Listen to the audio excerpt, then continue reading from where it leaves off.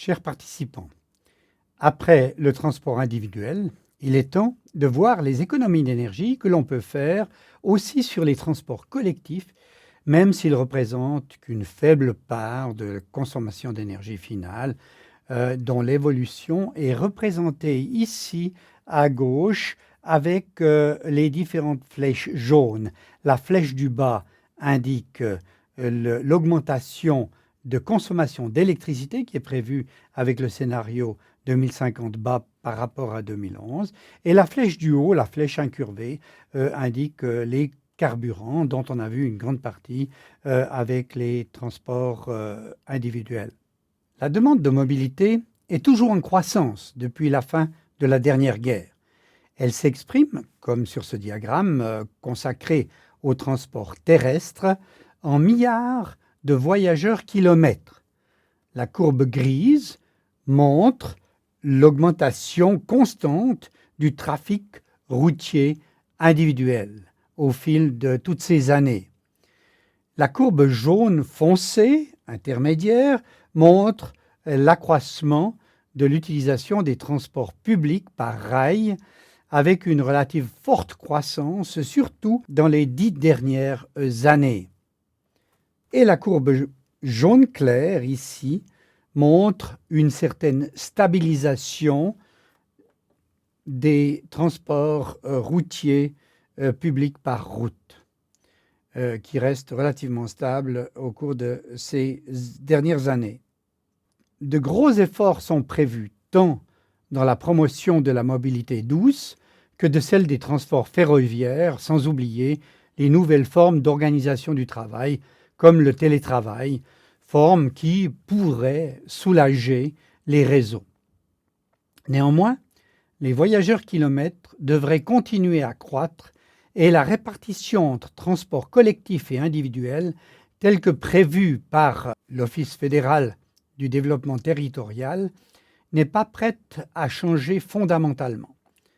Une croissance est prévue pour tous les modes, comme on le voit ici, le transport individuel motorisé, qui est la plage bleue, pour le transport voyageur ferroviaire, qui est la plage rouge, et finalement aussi pour la mobilité douce, qui est la plage verte sur ce diagramme. En termes de consommation du trafic routier, le transport collectif avec des bus raisonnablement pleins est toujours gagnant. Dans cet exemple, on a considéré le cas idéal d'une petite voiture hybride à gauche pour le transport individuel et d'un bus de tourisme de dernière génération pour le transport collectif à droite. On voit ici que la voiture hybride, avec 2 personnes à bord, conduit à des émissions par kilomètre passager de 44 grammes de CO2 par kilomètre à partir d'une consommation moyenne de la voiture de 3,8 litres au 100 km ici, alors que le bus de dernière génération transportant 50 personnes a une consommation de l'ordre de 21 litres par 100 km de combustible diesel et cela conduit par passager, s'il est plein, à 11 grammes de CO2 kilomètre avec ce bus. Donc en gros, on peut dire que les émissions de CO2 par passager sont de l'ordre de 4 fois plus élevées avec le transport par petite voiture hybride dans le cas présent, si notamment le bus, bien sûr, est plein et si la voiture ne comprend que 2 passagers. Cette figure tridimensionnelle, qui est un peu surprenante de prime abord, illustre la densité de desserte en transport public en Suisse. Et sans surprise, c'est sur le plateau suisse qu'on retrouve les pics de densité de satisfaction de services publics, alors que les régions montagneuses ont relativement peu de services. Et on voit également le Tessin ici qui a des zones à plus forte densité de transport public. Cette figure illustre, sous une autre forme, l'importance relative des principaux modes de transport public, avec une faible proportion pour les bateaux, la navigation sur les rivières, et une proportion plus importante pour le trafic aérien, et finalement les transports publics routiers ici et les plus utilisés que sont le rail et la totalité des transports publics est représentée ici par ces petits bonshommes en bas qui représentent tous une certaine quantité parcourue par ces différents modes de transport. En ville, les trolleybus représentent une alternative intéressante, même s'ils nécessitent une infrastructure encombrante. Les premiers trolleybus datent du siècle passé, comme on le voit sur cette image de gauche ici, avec cette ligne aérienne qui alimente ce premier trolleybus électrique de 1882. Ces trolleybus sont toujours d'actualité et ils peuvent maintenant être équipés de stockage électrique à bord pour augmenter la flexibilité d'utilisation en fin de ligne au-delà du réseau câblé lui-même. L'utilisation de l'électricité a des avantages environnementaux en termes d'émissions et de bruit qui sont très appréciables en ville. À noter que l'efficacité de ces trolleybus est déjà très élevée et on ne peut pas attendre des progrès considérables dans ce domaine.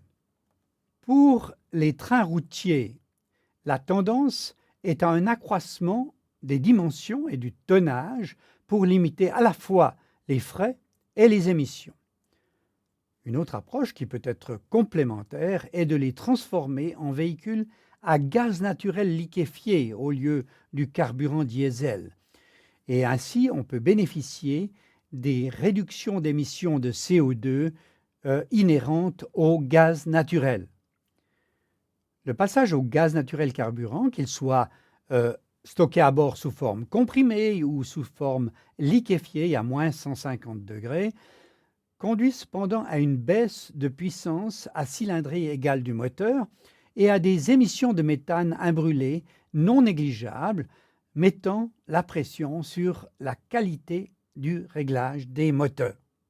À terme, le transport modal, route-rail, devrait se développer avec des gares de chargement rapides de plus en plus développées, ce qui devrait également conduire à des réductions de consommation au niveau du transport des marchandises notamment.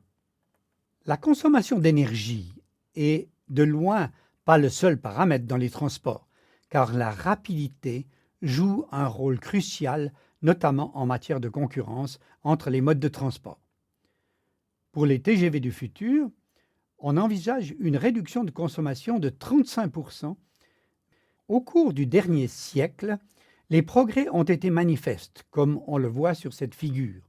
Si en 1982, un train à vitesse maximale de 240 km à l'heure avait une consommation, un indice de consommation de 100%, eh bien, en 1997, le train roulant à 275 km à l'heure, c'est-à-dire beaucoup plus rapidement, n'avait qu'une consommation de 69%. Et finalement, en 2011, le même train, ou modifié, on voit ici la tête de ce train, roulant au maximum à 320 km à l'heure, ne consommait plus que 67% par rapport à cette consommation de référence du train de 1982. Il existe plusieurs secteurs d'un train où des économies d'énergie, voire d'émissions de particules, peuvent être réalisées, comme le montre cette figure d'un fabricant bien connu. On y retrouve non seulement l'aérodynamique, qui peut représenter une réduction de l'ordre de 10%, mais on trouve également les moteurs à aimant permanent d'entraînement avec des économies de 2%, on trouve également des systèmes annexes comme les systèmes de climatisation qui peuvent représenter jusqu'à 26% de réduction et d'économie d'énergie dans le futur. Et on voit qu'il y a ici toute une liste d'éléments qui sont susceptibles d'apporter des économies d'énergie dans le transport sur rail. Pour réduire les pertes de roulement et diminuer les émissions de particules issues du frottement, on envisage et teste déjà la sustentation magnétique, ou on parle de lévitation magnétique, qui permet d'éviter tout contact entre le train et la voie qui est ici une sorte de monorail, et un certain nombre de ces équipements sont déjà testés sur des tronçons importants.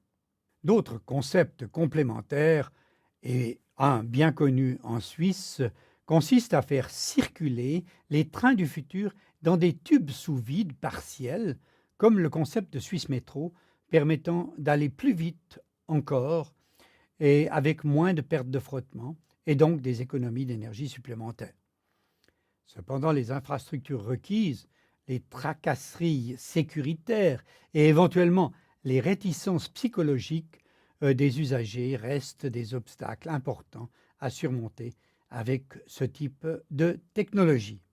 Pour les réseaux urbains, le succès de projets comme le métro automatique M2 à Lausanne ouvre de nouvelles perspectives pour des principales régions de Suisse à haute densité. Toutefois, la création de lignes enterrées reste très chère et tout dépendra des choix et des contraintes politiques dans les 20 à 35 ans qui viennent. Les trams représentent une solution moins coûteuse, une solution de surface, mais nécessitent l'acceptation de conflits potentiels avec le transport routier. Néanmoins, plusieurs nouvelles lignes vont voir le jour dans le futur considéré et la densification de l'habitat en cours devrait encore contribuer à leur stimulation. Sur le plan énergétique et écologique, l'avion n'a a priori pas bonne réputation, mais son bilan est moins mauvais qu'on pourrait le penser. En effet, c'est essentiellement au décollage et à l'atterrissage qu'un avion dépense beaucoup d'énergie et émet les plus grosses quantités de polluants et de CO2. Là encore, des progrès sont en cours au niveau des matériaux et surtout des turboréacteurs qui sont désormais moins gourmands et plus silencieux. Avec l'émergence de pays comme la Chine ou l'Inde, des avions encore plus gros et encore plus économiques sont envisagés. Ceci va stimuler une demande très forte et il va falloir continuer les efforts visant à décroître la consommation de ces avions. En plus des gains de rendement des moteurs d'avion, l'option d'utiliser des biocarburants liquides, bien sûr, est de plus en plus étudiée, voire testée déjà par l'industrie aéronautique. À titre de rappel, la plus grande partie de la consommation du transport aérien n'a pas été prise en compte dans notre calculateur. Finalement, une option aussi considérée est le stockage à bord d'hydrogène liquéfié, et pour ça, il faut travailler à moins 250 degrés C, avec l'hydrogène qui peut être produit au sol par énergie solaire, des panneaux par exemple photovoltaïques, et ensuite un hydrolyseur qui permet de réaliser, de faire cet hydrogène et de le refroidir jusqu'à moins 250 degrés. Et on voit ici comment un tel avion avait que des réservoirs d'hydrogène dans la partie supérieure est imaginé. En conclusion, les besoins de mobilité ne font que croître et tous les moyens de transport vont être sollicités. Les progrès d'efficacité énergétique sur tous les modes principaux de transport devraient cependant substantiellement limiter la hausse de consommation et d'émissions. Pour le transport routier, comme le transport aérien, une substitution graduelle des carburants de type fossile par des carburants bio ou synthétiques réalisés à partir d'énergies renouvelables devrait alléger la pression sur les ressources, dont notamment le climat qui nous préoccupe particulièrement maintenant.